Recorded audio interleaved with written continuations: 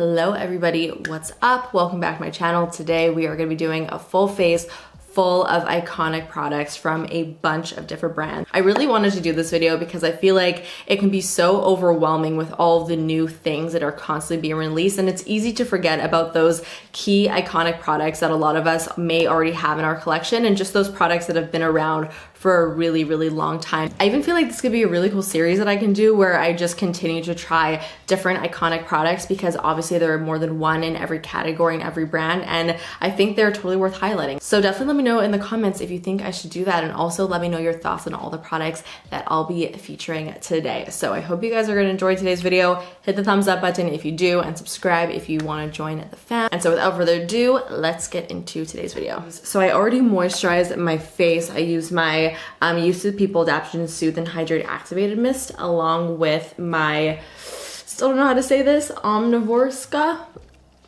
This is the Instant Plumping Cream. This is a very hydrating moisturizer, and with the foundation that we're gonna be using today, it's really, really important that the skin is nicely prepped, especially if you have a drier skin type, but we'll get into that when the time comes. So I'm first going to go ahead and prime my face using the Guerlain Meteorites base. Now I do feel like the Meteorites line from Guerlain is pretty iconic as a whole, especially the powder. The powder with all the different colored little pearls that you would use to like kind of finish off your makeup. I don't have that powder with me, but I really remember so many people in my life always talking about that, and that just always being a product that spiked a lot of interest. So from that, they did release a couple Meteorite products, the primer being one of them. I actually remember trying this primer as a sample like years ago and really enjoying it. I remember finishing the whole thing and not really wanting to pull the trigger to purchase this because this is a pricier product. I believe it's like $90 Canadian. However, it has re-entered my collection. This was gifted to me in PR at some point, and I'm really excited to try it today because I haven't used it in a really long time. This is essentially supposed to be like a radiance boosting primer. The product itself is actually quite beautiful. I mean, these are all little like pearls, pigment pearls. I don't know what you would call them, but this is essentially what is going to give the primer that really nice kind of radiant boost. So I'm just gonna massage this all over my face. The one thing that I really just don't so much appreciate about Guerlain is that they heavily perfume their products. Like this product smells so powdery and floral, which is just not my cup of tea. I definitely prefer any type of base product to be unscented or unfragranced. And if it is gonna be fragranced, you know, I'd rather just be kind of unassuming. This is pretty intense. Like it smells like a perfume. So that's kind of unfortunate. I would probably keep that in mind if you do have any sensitivities to fragrance. But this product is interesting. It's very unlike any other like glowy type of product that I've used lately. This definitely gives your skin a little bit of a glow, but it dries down almost immediately to kind of like a tacky finish. This does say that besides giving you like some radiance to your skin, it's supposed to smooth and color correct. Don't really see how that's supposed to smooth the skin, and I definitely don't see how it's supposed to color correct, but it definitely gives the skin a really nice glow without it being greasy or oily like at all. If anything, it's like the opposite. So now let's talk foundation. Now there's so many iconic foundations out there, but when I was planning out this video, pretty much the first product that really came to mind was the Estee Lauder Double Wear. I feel like this is one of the most iconic makeup items in general, not just in like the foundation category. I feel like Double Wear is kind of like the OG full coverage foundation, and actually for a long time I was pretty scared of this product because it was so well known to be such a full coverage product. Typically I like to stay away from products that are super thick and super full coverage.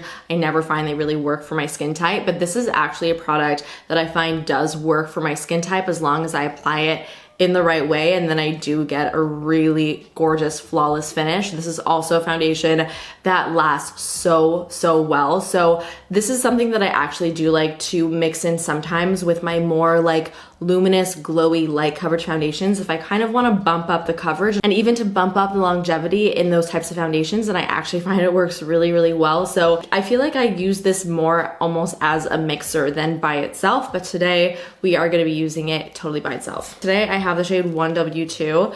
Really hope this is gonna match me, because the thing with like really full coverage foundations is that if it doesn't match you perfectly, you can tell. Like with really sheer foundations, you can totally get away with it being a little bit off in the shade, but when it covers almost like a mask on your face, you need to be so spot on, otherwise it's so obvious. So fingers crossed. So the key for this really is to apply a small amount at a time. You do not want to go in heavy with this because you really just don't need it. It's best to apply a really thin layer and then just build up wherever you feel like you want a little bit more coverage. So I'm gonna be doing a trick that I learned a couple videos ago when I followed a Harush makeup tutorial. Basically what she did is she took her foundation brush, she took a little bit of her moisturizer, pretty much applied some of the moisturizer into the brush, and then went in with a nice damp moisturized brush, and then picked up some of the foundation and applied the foundation like that. And that makes such a big difference in any foundation formula and just kind of making it mesh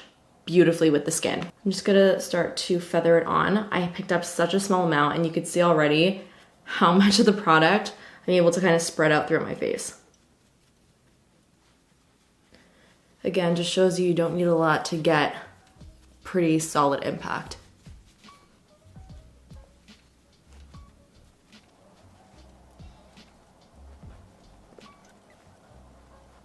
Another tip that I have for you guys is that I actually don't apply an even layer of the foundation throughout my entire face. Like I don't apply the same amount on my cheeks as I do on my forehead. And that's because I really only like to apply what I feel like I need. Again, that just helps in keeping everything look really nice and lightweight and not heavy. So for example, I need a little bit more coverage on like my cheek area right over here than I do on my forehead. So I apply almost no product on my forehead. I just apply enough so that it's the same color as the rest of my face. Okay, so that is one pretty thin layer across my entire face. I do actually really like the way that primer gave my skin this nice, not too over the top glow, although I don't really know if that's from the primer, to be honest with you, or from my moisturizer trick. For concealer, we are gonna be using Tarte Shape Tape. I have not used Tarte Shape Tape in such a long time, so I'm actually kind of excited to play with this today because I kind of forget the way that it looks underneath the eyes, but I really think this is an iconic product. Like when Tarte Shape Tape was released, I feel like it really changed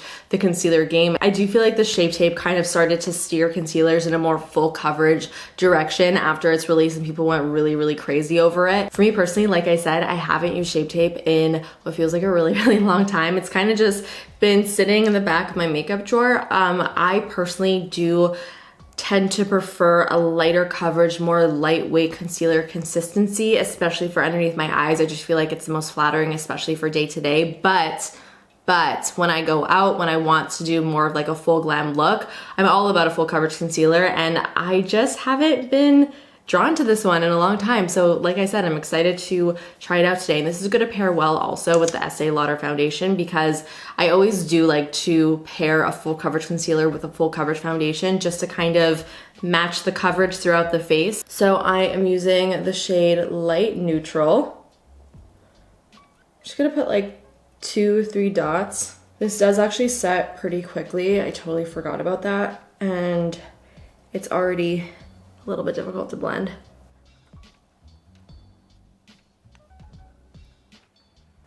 Honestly, I don't like Shape Tape as much as I used to. There's so many other concealers right now that I'm loving so much more that I feel like give a similar amount of coverage but just look better underneath the eyes. You guys saw I applied like 3 tiny little dots, but I feel like it looks like a lot more than that underneath my eyes. So for the bronzer, I'm gonna be using a drugstore classic Physicians Formula Butter Bronzer. I love this bronzer. This honestly is probably my top favorite bronzer from the drugstore. I think this is so comparable to so many higher end bronzer formulas. It's just so smooth and buttery. I mean, it's called a butter bronzer for a reason. It's a very smooth powder. So when it applies to your face, it just applies pretty seamlessly, and I think that's the reason why people love it so much. It's kind of just like a no-fail type of product. Taking some of that on a fluffy powder brush. I feel like if you're a beginner, this is such a good bronzer to pick up because, like I said, it's kind of a no-fail. It's not a powdery bronzer at all, so you could stab your brush in here for like a minute. You're not gonna pick up too much product, and you're never gonna get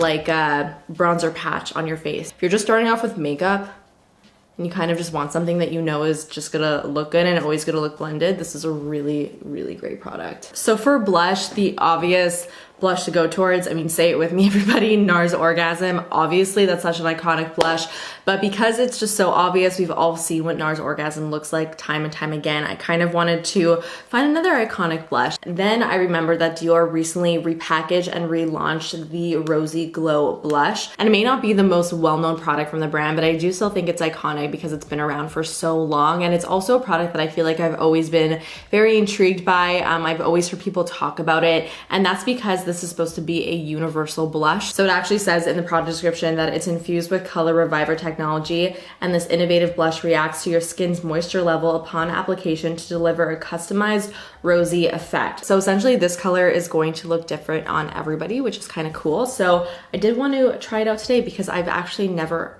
tried it. It looks like a really scary cool tone pink in the pan. So let's see if this is gonna apply equally cool toned and pink on the cheeks. Ooh. Oh, that is actually really pretty. Oh, it actually gets quite warm. That's so interesting. Like, look at that from the pan to my cheeks. That does not even look like the same color. It looks almost purple in the pan, but on my cheeks, it almost looks like warm peachy pink. I almost feel like it has a little bit of a glow too, which is really pretty. I just like the color that it became. I think it's just really flattering. Definitely a big ol' A++ for that one. I like that a lot. I think I'm gonna put that in my everyday vanity. So for highlighters, I can't not talk about Becca highlighters. I feel like once Becca highlighters were released, it really kicked off like the highlighter craze that started a couple years ago. The Becca highlighter in Opal is such an iconic product. Like, raise your hand if you jumped on the Becca Opal train. Me. So I did want to highlight a Becca highlighter today. So I have a Becca Shimmering Skin Perfector poured in Champagne Pop. This is the cream version of the highlighter. And Champagne Pop, as we all know, is another iconic shade that was originally created by Jaclyn Hill, and people went crazy over this. So I'm gonna apply this with my fingers right on top of my cheekbones. So that is what that looks like. I do like this. It's not my favorite cream highlighter I've ever tried.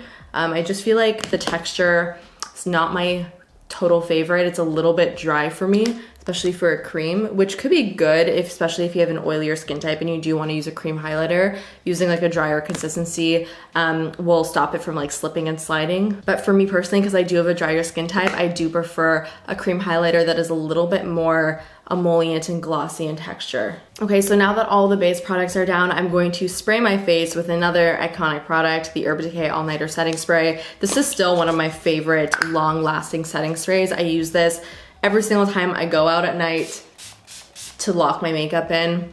It's always like my finishing step. Okay, so now for the eyes, I'm gonna prime my lids with my Urban Decay Eyeshadow Primer Potion. This is absolutely the most iconic eyeshadow primer. I feel like Urban Decay made a product that really isn't so sexy, like an eyeshadow primer, and actually made it kind of cool. I will never forget old school beauty gurus using the Urban Decay Eyeshadow Primer Potion, and always thinking that it was just looked like such a cool product. Now, I'm somebody who could kind of take or leave an eyeshadow primer. I don't feel like they're a total necessity in a routine. I do find that some eyeshadow primers do make a difference in longevity or even like the vibrancy of an eyeshadow look, but I also find that concealer also does that. So yeah, because of that, at least for me, I don't feel like they're 100% necessary, but if I had to choose one, it would be this one. So for eyeshadows, I really want to talk about MAC single eyeshadows. Before eyeshadow palettes became super popular, it was all about those MAC single eyeshadows, and I feel like it was all anybody really used. Like, if you thought eyeshadow, you thought MAC right away. So I compiled all of the MAC single eyeshadows that I had in my collection into this little palette. This is, by the way, the Salt palette. It's a really, really good magnetic palette that actually zips closed. It's very good quality. As a quick little side note, these eyeshadows perhaps are a little bit of a health concern. I've had these for definitely over 5 years. I don't know how good that is. None of them have mold on them or anything like that, but I'm just more so concerned about like how these are going to perform today, because I feel like they've kind of dried out a little bit over the years. So we'll have to see. So for the start of this look, I want to use a shade that I feel is one of the more iconic shades within the range, and that's Satin Taupe. This is such a pretty, like, cool tone taupey brown. I use this shade to death back in the day. You can see there's a lot of weird cracks going on here. I don't know what the hell happened to this eyeshadow, but It's been through a lot. Oh my God, this is another classic shade. I'm gonna go in first with Wedge. This is such a good kind of crease transition shade. It's nice and cool tone, which is really gonna complement Satin Taupe perfectly. So I'm just gonna pick some of this up and put that right above the crease.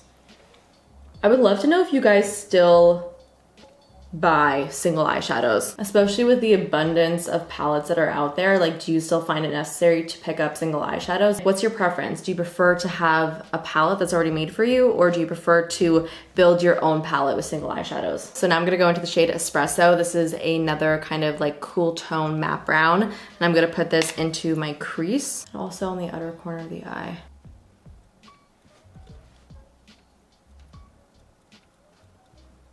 Okay, now time to go into Satin Taupe. I'm gonna pick it up on my finger actually. Ooh, pigment's still there. And I'm gonna just pop that all over the lid. So to add a little bit of depth to this look, I'm gonna go into Brown Down, which is this nice, really deep, rich brown. And just put that right on the outer corner of the eye. A little bit into the crease just to create that depth on the outer corner. Okay, I got a cute little smoky eye going on. I love this actually. I haven't done like a taupe smoky eye in a while. It's so pretty. I'm gonna go into one of my old favorite highlighting shades, Shroom. This is such a good shade. It's so reflective and like frosty. It's really, really pretty. And I'm gonna apply that with just a flat little brush. And I'm just gonna pop a little bit of that right to the brow bone. Like, look how intense that is. It's crazy. I actually used to apply this on my cheekbones as like a highlighter. But honestly, it's a little bit too intense. Like, it's very white and frosty. Put that on the inner corner as well. I want you guys to also let me know in the comments what your like go-to MAC single eyeshadow was. Mine, if I had to choose one, was definitely All That Glitters, which I think is this one. The name kind of rubbed off in the back, but I'm pretty sure it's this guy. I would use this almost every single day all over my lid just to kind of give a nice little champagne pinky glow. I would literally just take my finger, go and be done. I really should use my MAC singles more often. Maybe I should refresh them, get some new ones, but I'm really into this look. I think it's really pretty. So let's finish off the eyes. For mascara, I think probably one of the most iconic products is Maybelline Great Lash. I mean, this like pink and green tube has been seen around the world for years and years and years. I have not personally used this. I actually used to get the clear Great Lash, and I used to use it as an eyebrow gel as a teenager. It was like my go-to. So that's like my most recent memory of it, and that was a long time ago. I also really want to pick up another mascara just in case this one didn't really work out, because I know that this one is actually very good. It's one of my favorite drugstore mascaras, and it's the L'Oreal Voluminous Carbon Black. This is another iconic product. It's a really, really great, just all around good mascara. So I'll apply Great Lash first and see what happens, and if it doesn't give me the like oomph that I'm looking for, I'll go in with the L'Oreal. This is truly the most basic of basic mascara ones. You can't get any more simple than this. But you know, sometimes simple isn't such a bad thing. I know this is such a basic mascara, but I mean, this actually made my lashes look quite good. Nothing crazy, it's not making my lashes look fake or anything, but as like an everyday mascara, it's quite nice. You know what, on the other side, I'm gonna use the L'Oreal one and just see what the difference is. Like, I find this mascara gives my lashes a lot of volume, and it just also does a really good job of separating. Between the two sides, definitely do prefer the L'Oreal side. I just feel like it gave my lashes a little bit more oomph. This side, it looks a little bit more like, you know, everyday appropriate. So for brows, Dip Brow from Anastasia is definitely an iconic brow product. I'm using the shade Ash Brown here. You kind of got to know what you're getting into with Dip Brow, because if you don't know what you're doing, you may end up with a very, very intense brow. Really, the key to this product is less is more. You want to go in with a very, very, very small amount, almost like you barely even want to have anything on your brush, honestly, because otherwise you may get something a little bit more intense than you were hoping. So what I like to do is I pick up some of the product with an angled brush. This is my Zoeva 317. And then I go into the cap and I kind of smush the product down and take off most of the excess. And then for the rest of the application, if I feel like I need more product on my brush, I'll go in and reapply from the cap and not in the actual pot of the product. You wanna take your brush and like barely even touch your skin with it. I know it sounds like a big pain in the ass and you're probably thinking like, why would I use this if I can just use a pencil and not really have to worry about it? What's really good about Dip Brow is that it is totally waterproof and it's very long lasting. So it is especially good if you don't have a lot of brow to begin with and you're building a lot of brow with product. You want something that is going to really last a long time, especially on just bare skin, to get a look that will take you throughout the day and you don't have to worry about your brows coming off. Because when you apply pencil on bare skin, like where there's no hair, it's going to likely smudge off at some point, but a product like this, a pomade, will not. So I just apply it really, really lightly. And then I go in with a spoolie and just brush it out to soften any lines. And that's it. For the lips, I think this is another pretty obvious iconic product, MAC lipsticks. I mean, they're classics. Today I'm gonna be using the shade Creme de Nude, which is one of my personal favorite light nudes. This was like my go-to for a really, really long time. And for my lip liner, I'm gonna be taking another MAC liner. This is Whirl. So I'm actually gonna line the majority of my lips with this color and then just use Creme de Nude to highlight the center of the lips.